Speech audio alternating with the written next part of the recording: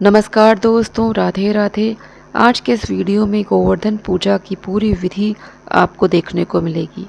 हमारे घर में ये पूजा मुख्यतः पुरुष करते हैं, लेकिन औरतें भी साथ में पूजन स्थल पर बैठती हैं और पुरुषों के साथ पूजा करती हैं। गोवर्धन पूजा के लिए आपको पहले एक चौक बनानी है, जिसमें गोवर्धन जी महाराज बनाने हैं। मैंने यहाँ चौक में सूरज, चांद, गोवर्धन जी, गणेश जी, एक बछड़ा और कृष्ण जी की गोवर्धन पर्वत को उठाए हुए एक प्रतिमा बनाई है। सर्वप्रथम आसन पर बैठ के 3 बार अपने ऊपर जल छिड़क के अपने आप को शुद्ध करते हैं। फिर सारी पूजन की वस्तुओं पर जल छिड़क कर वहाँ शुद्धिकरण करते हैं। गोवर्धन पूजन सामग्री में आपको अष्टकन लेना है, सफ़ेद चंदन भी है, दूर्वा है, शमी पत्र है, लाल पुष्प, तुलसी दल, पीले पुष्प, सफ़ेद पुष्प, आपको जितने भी पुष्प मिल सकें आप रख सकते हैं। यहाँ दिवाली में चढ़ाई जाने वाली सारी सामग्री आप ले लीजिए। खील, बताशे, लैया, कट्टा, आप सब ले लीजिए। पीला जनेऊ, सफ़ेद जनेऊ, मोली जिसे रक्षा सूत्र भी कहते हैं, हल्दी, कुमकुम, रोली, सिंदूर, धूप, यहाँ पे माचिस रख लीजिए, केसर रख लीजिए उसका तिलक लगाने के लिए प्रभु को। पूजा की चौक में मैं अपने लड्डू गोपाल जी को भी बैठाती हूँ। आपके पास भी यदि लड्डू गोपाल है तो उनको अवश्य बैठाइए। ये मैंने यहाँ पे कपूर भी रखा है, कपूर भी आप अवश्य रख लीजिए। कपूर की आरती अंत में की जाती है। भोग के लिए तो वैसे 56 भोग यहाँ पे चढ़ते हैं, अन्नकूट भी चढ़ाते हैं। यहाँ पे कच्चा दूध है गाय का, मिठाइयाँ हैं, ड्राई फ्रूट्स मैंने रखे हैं। मैंने यहाँ पे उनके लिए मिश्री भी रखी है, बेसन के लड्डू हैं, दही, मलाई, दूध, सेवई जैसे अशोक वर्तिका भी कहते हैं। ये हमारा अन्नकूट का प्रसाद है। इसमें जितनी भी हमें सब्जियां मिल जाती हैं हम सारी मिला के एक साथ बनाते हैं। ये हमने अठौरी बनाई है, मीठी पूड़ी जिसको कहते हैं, 8 की संख्या में बनाई जाती है। मिक्स दालें, खिचड़ी और कढ़ी, अभी तो इतना ही चीज़ें बनाया है। वैसे बनाने को प्रभु के लिए बहुत कुछ बनाया जा सकता है, आपकी श्रद्धा के ऊपर है। ड्राई फ्रूट्स, मिश्री और खील का प्रसाद आपको अवश्य चढ़ाना चाहिए। यहाँ मैंने फल ले लिए हैं, आपके पास जो भी फल उपलब्ध हो आप ज़रूर चढ़ाइए। ये हमारा हवन सामग्री है। आरती करने के लिए आप यहाँ पर पंच दीपक बना के रख लीजिए। ये गाय के देसी घी अथवा तिल के तेल से बनाए जा सकते हैं। शुद्ध जल से भरा लोटा रख लीजिए, गंगा जल भी रख लीजिए। इसके अलावा आपको यहाँ पर दूध दही के बर्तन भी रखने चाहिए, उनकी पूजा करनी चाहिए। माखन बिलोने वाली यहाँ पे मथानी मैंने रखी हुई है, आप पता नहीं इसको क्या कहते हैं, ज़रूर कमेंट बॉक्स में बताइएगा आप लोग इसको क्या कहते हैं। इसे अवश्य रखना चाहिए। यहाँ पे मैंने छोटी सी सिल्वर की चांदी की हमारे पास गाय है वो रख ली है, उसमें बछड़ा भी है। कान्हा जी को ये सब बहुत पसंद इसलिए रखा है। यहाँ पे उनकी बांसुरी और ये मैंने बांस का डंडा रखा है ग्वाले के रूप में, वो ये सब चीज़ें इस्तेमाल करते थे। ये नया कपड़ा मैंने रखा है प्रभु को चढ़ाने के लिए, हम इनको उड़ा के इसको सुलाते हैं। सर्वप्रथम गणेश जी की पूजा की जा रही है। यहाँ पर गोबर से गणेश जी बनाए हैं, उन्हीं पर जल छिड़क रहे हैं। उनको जल छिड़कने के बाद उनको रोली, कुमकुम, हल्दी सब कुछ लगाया जाएगा। यहाँ ये पूजा मेरे पति ही कर रहे हैं। यहाँ पे उन्होंने कलावा चढ़ाया है, अब जनेऊ चढ़ा रहे हैं। जनेऊ में हल्दी लगाकर चढ़ाया जाता है गणेश जी को। अब कुमकुम चढ़ाया जा रहा है, इसके बाद सिंदूर चढ़ाया जाएगा। यहाँ पे देखिए सिंदूर भी चढ़ाया जा रहा है। 3 बार प्रभु को सिंदूर चढ़ा रहे हैं। सिंदूर मैंने भी चढ़ा दिया है। इसके बाद मैंने दीपक जलाया है। दीपक पूजा में सबसे पहले जलाना चाहिए, फिर दीप का पूजन कर लेना चाहिए, क्योंकि दीपक साक्षी होता है पूरी पूजा का। अब दूर्वा अर्पित करी जा रही है, फिर शमी पत्र भी अर्पित किया जाता है, गणेश जी को कर दिया गया है। लड्डू का भोग लगा दिया गया है। अब इनको हम धूप जलाकर धूप भी दिखा देंगे। ये सारी पूजा मेरे पति ही कर रहे हैं, केवल मैं उनकी हेल्प कर रही हूँ, क्योंकि इन लोगों को बिना हेल्प करे पूजा पॉसिबल नहीं होता है, हेल्प तो करना ही पड़ता है। यहाँ देखिए हमने धूप जलाकर रख दिया है। अब यहाँ पे हमने गाय का कच्चा दूध लिया है। गोवर्धन जी जो हमने कृष्ण जी बनाए हैं उनके मुख में हमने पहले कच्चा दूध डाला है, मेरे पति ने ही डाला है। फिर जो उनकी नाभि है उसके ऊपर जो मैंने एक ढक्कन जैसा लगाया था उसको हटाकर उसके अंदर कच्चा दूध 5 बार हम डाल दे रहे हैं।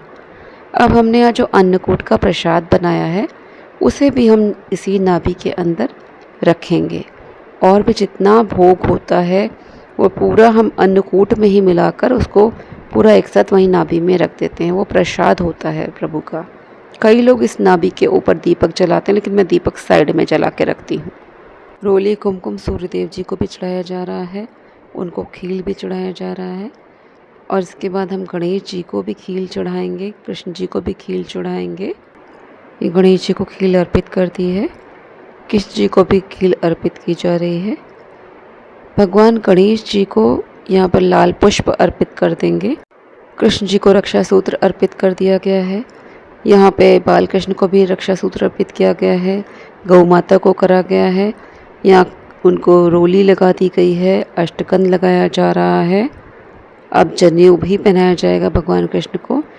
यहाँ पर सूर्य और चंद्रदेव की भी इसी प्रकार पूजा की जा रही है, गिरिराज की भी इसी प्रकार पूजा की जा रही है। अब प्रभु को यहाँ पे जनेऊ अर्पित कर दिया गया है। अब यहाँ पे सभी का पुष्पों से श्रृंगार किया जा रहा है। कृष्ण जी का, गोवर्धन जी का, सूर्यदेव का, चंद्रदेव का, गौ माता का, भगवान श्री कृष्ण के जो बाल स्वरूप हैं, बाल रूप है उनका, लड्डू गोपाल जी का, सबका यहाँ पे पुष्पों से श्रृंगार किया जा रहा है। कहते हैं कि आप यदि घर पर गोवर्धन पूजा कर लेते हैं इस गोवर्धन पूजा वाले दिन, तो आपको वही पुण्य प्राप्त होता है जो कि आप गोवर्धन पर्वत पर जाकर गोवर्धन महाराज की या गिरिराज की पूजा करते हैं। लड्डू गोपाल जी को मेवे और मिश्री का भोग लगाकर तुलसी दल चढ़ा दिया गया है। अब हम अपने कृष्ण जी के जो नाभि हमने बनाई है उसके अंदर अन्नकूट का प्रसाद डाल रहे हैं। ये देखिए, इसी प्रकार अन्नकूट का प्रसाद रखकर फिर उसको नाभि को ढक दिया जाता है। अब हम यहाँ पे जल अर्पित कर देंगे, मुखाश्मन करा देंगे। पान में हम 2 सुपारी, 2 इलायची, 2 लौंग रखकर चढ़ा देंगे। मुख शुद्धिकरण अवश्य कराना चाहिए। घंटी बजाकर ही भोग लगाना चाहिए। इत्र अर्पित करना हम लोग भूल गए थे, तो अभी इत्र भी अर्पित कर दे रहे हैं। कभी कभी पूजा में कुछ चीज़ें हम लोग स्किप कर जाते हैं, भूल जाते हैं, तो जब याद आता है तो चढ़ा देते हैं। पूजा के अंत में हमें इन्हीं सब के लिए प्रभु से क्षमा याचना मांगनी चाहिए। प्रभु को जो भोग प्रसाद चढ़ाया है, देखिए यहाँ सामने हमने रख दिया है। भोग प्रसाद चढ़ाने के बाद यहाँ पे अंत में हमने यहाँ पे पान, सुपारी, इलायची, लौंग ये भी चढ़ा दिया है। ये सब चढ़ाने के बाद हमने यहाँ पे वस्त्र रखा था एक उनके लिए, वो भी चढ़ा दिया है। अब यहाँ पे एक छोटा सा हवन हो रहा है। इसमें भगवान कृष्ण की और गणेश जी के नाम से हवन सामग्री से आहुति दी जाएगी, भोग लगा दिया जाएगा। कहते हैं कि हवन कुंड में अग्नि में जब तक भोग ना लगाया जाए तब तक प्रभु तक भोग नहीं पहुंचता है। हवन कुंड की पहले पूजा की जा रही है। अक्षत, रोली, कुमकुम, धूप, दीप सब दिखाया जाता है हवन कुंड को। इसके बाद ही पूजा प्रारंभ की जाती है, हवन किया जाता है। यहाँ हम पति पत्नी दोनों मिलकर हवन कर रहे हैं। घी की आहुति पति डाल रहे हैं, असांकल्य से मैं हवन कर रही हूँ। हवन के बाद ही हम आरती करेंगे और परिक्रमा करेंगे प्रभु की। यहाँ अग्नि में 5 बार अठौरी चढ़ाई जा रही है, खील भी चढ़ाई जाएगी।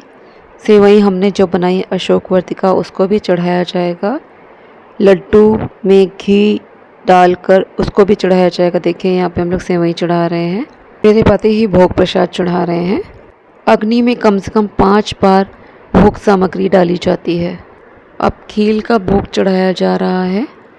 खील के बाद यहाँ पे देखिए लड्डू लिया गया, लड्डू को घी में पूरा डिप कर लिया गया है। इसके बाद यहाँ पे हवन कुंड में डाल दिया गया है, उसको समर्पित कर दिया गया है। फिर इसके बाद जैसे जल पिलाते हैं उसी तरह से घी पिलाया जाता है। ये जल की जगह ही होता है, अग्नि में जल की जगह पे घी डाला जाता है भोग लगाने के बाद। अंत में जो भी हवन सामग्री बचती है उसको पान के पत्ते पे रखकर खड़े होकर चढ़ा देते हैं। घी की धार मेरे पति ने चढ़ा दी है। अब पूरी पूजा करने के बाद यहाँ पे जल से यहाँ पे परिक्रमा दी जा रही है, जल से धार डाली जा रही है। पति ने हाथ में जल का लोटा लिया हुआ है और हाथ ऐसे आगे रखकर देखिए जल से पूरी धार डाली जाती है। इसके बाद हम गाय के कच्चे दूध से एक पूरी परिक्रमा की जाती है, जल की धार डाली जाती है, वो भी मेरे पति ही करेंगे, मैं केवल पीछे पीछे चलती हूँ।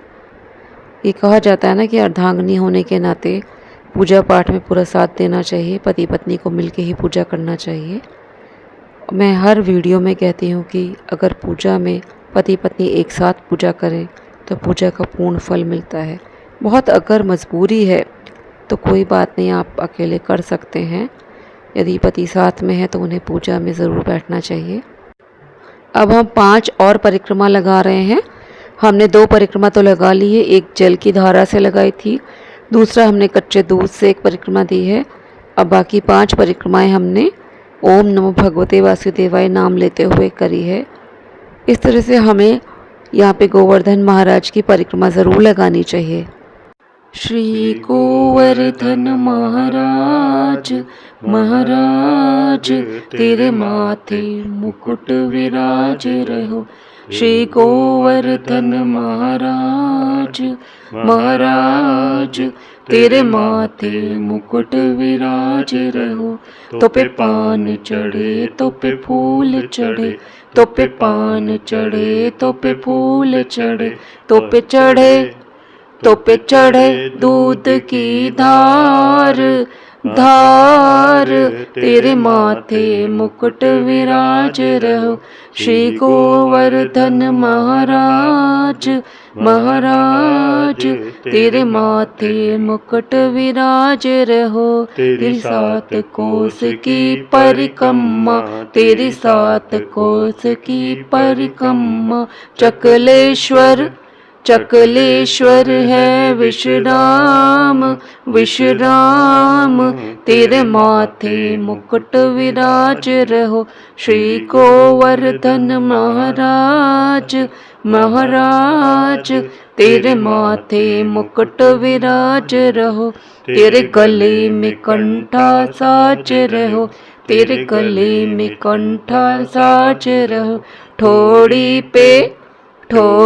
पे हीरा लाल हालाल तेरे माथे मुकुट विराज रहो। श्री गोवर्धन महाराज महाराज तेरे माथे मुकुट विराज रहो। तेरे कानन कुंडल चमक रहो, तेरे कानन कुंडल चमक रहो। तेरी झांकी बनी विशाल विशाल तेरे माथे मुकुट विराज रहो। श्री गोवर्धन महाराज महाराज तेरे माथे मुकुट विराज रहो। श्री गोवर्धन महाराज की जय हो। और अब अंत में हम 5 दीपकों से आरती कर लेंगे, कपूर की आरती भी अंत में करेंगे। तो कुछ इस तरह से हमने यहाँ पर आज गोवर्धन महाराज की पूजा की है। आपको यदि वीडियो पसंद आया हो तो वीडियो को लाइक करें, शेयर करें। वीडियो समाप्त करने से पहले आपसे ये भी कहना चाहती हूँ कि आज के दिन हमें गौशाला में जाकर गौ की पूजा भी अवश्य करनी चाहिए। कुछ नहीं तो गौ के लिए आपको एक गले की घंटी ही दान करनी चाहिए, या आप कोई वस्त्र दे सकते हो, लाल रंग का वस्त्र गाय के ऊपर उड़ा के आ सकते हैं, उसको चारा खिला सकते हैं, या आपने जितनी भी चीज़ें घर में बनाई थी उसका भोग ले जाकर गाय को ज़रूर खिलाइए। गौ सेवा ज़रूर करनी चाहिए, उसका बहुत अधिक पुण्य मिलता है, क्योंकि भगवान श्री कृष्ण को गौ से बहुत ही ज़्यादा प्रेम था। करवा चौथ के सीकों को भी मैंने इसी चौक में रखा हुआ है, वो यहीं पे रखी जाती हैं, बाद में सबका विसर्जन हो जाता है। यहाँ पे जो भी हमने चीज़ें रखी हैं भोग प्रसाद की, उसको आप बांट सकते हैं, खा सकते हैं। और हवन की राख मैंने हमेशा बताया कि इसको छान के गमले में अंत में डाल देंगे। गोबर जिससे हमने कृष्ण जी बनाया उसको हम खाद के रूप में घर में इस्तेमाल कर लेंगे। और भी हमने उनको जो चुनरी आदि चढ़ाई है उसको आप पुनः पूजा में धो के रख लीजिए तो आप चढ़ा सकते हैं। अब हमने गोवर्धन महाराज जी को जो कपड़ा चढ़ाया था उसी से ढक के सुला दिया है, अब वो विश्राम कर रहे हैं। और मैं भी अपने वीडियो को यहीं पे समाप्त करती हूँ। जय श्री कृष्ण, जय श्री राधे।